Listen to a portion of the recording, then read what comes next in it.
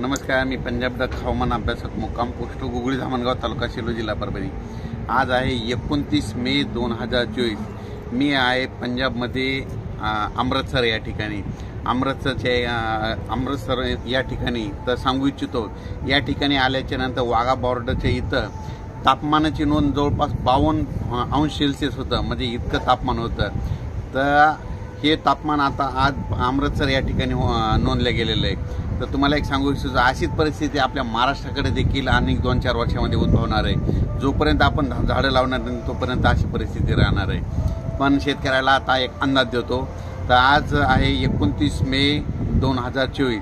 शेतकऱ्याला सांगू इच्छितो, शेतकऱ्यांना आणखीन 2-3 दिवसांमध्ये शेतीचे कामे आटपून घ्या, कारण की राज्यामध्ये जवळपास मध्ये 1 तारखेला 1 तारखे ते 1 जून ते जवळपास 10-11 जूनपर्यंत दररोज भाग बदलत पावसाचा सुरुवात होणार आहे। म्हणून हा अंदाज लक्षात घ्यायचा। सुरुवातीला बघायचं झालं तर 1, 2, 3 तारखेला राज्यामध्ये सातारा, सांगली, पुणे, नाशिक, मुंबई, नगर, सोलापूर, उस्मानाबाद, लातूर या भागापर्यंत पावसाला सुरुवात होईल, म्हणजे 1, 2, 3 जून दरम्यान। त्याच्यानंतर 4, 5, 6, 7 जून नंतर राज्यामध्ये तो पाऊस थोडा पुढे सरकत जाईल, म्हणजे मुंबई, पुणे, नाशिक, सातारा, सांगली, सोलापूर, नगर, संभाजीनगर, जालना, बीड, परभणी, नांदेड, हिंगोली, लातूर, उस्मानाबाद आणि तसाच तो पाऊस यवतमाळकडे जाणार आहे। म्हणून हा अंदाज लक्षात द्यायचा। त्याच्यानंतर 5, 6, 7 जूनच्या दरम्यानमध्ये तो पाऊस परत आणखीन पुढं, म्हणजे सातारा, सांगली, सोलापूर, पुणे, नाशिक, मुंबई, तसेच नगर,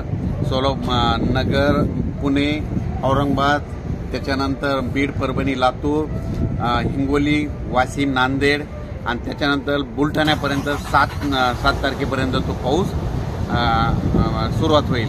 त्याच्यानंतर तो पाऊस म्हणजे 7, 8, 9, 10, 11, 12च्या नंतर पूर्व विदर्भ आणि पश्चिम विदर्भाकडे म्हणतात मान्सून पावसाला म्हणतात थोडं उशिरा जाणार आहे।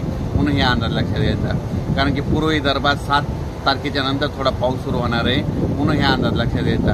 एकंदरीत परिस्थिती बघायची झाली तर राज्यामध्ये मान्सून म्हणजे केरळमध्ये मान्सूनला 31 आणि 1 तारखेला चांगलं पोषक वातावरण तयार झालेलं आहे आणि पोषक वातावरण राहील। त्याच्यामुळं आपल्या इकडं पाऊस चांगल्या तऱ्हेने पडणार आहे। म्हणून हा अंदाज लक्षात घ्यायचा।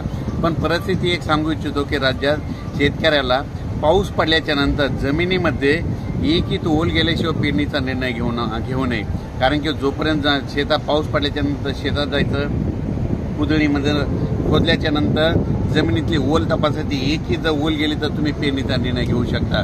परत तुम्हाला एक सांगू इच्छितो, राज्यात एकंदरीत परिस्थिती बघितली तर राज्यामध्ये म्हणजे चांगल्या स्वरूपाचं वातावरण आहे, हे देखील तुम्हाला सांगू इच्छितो।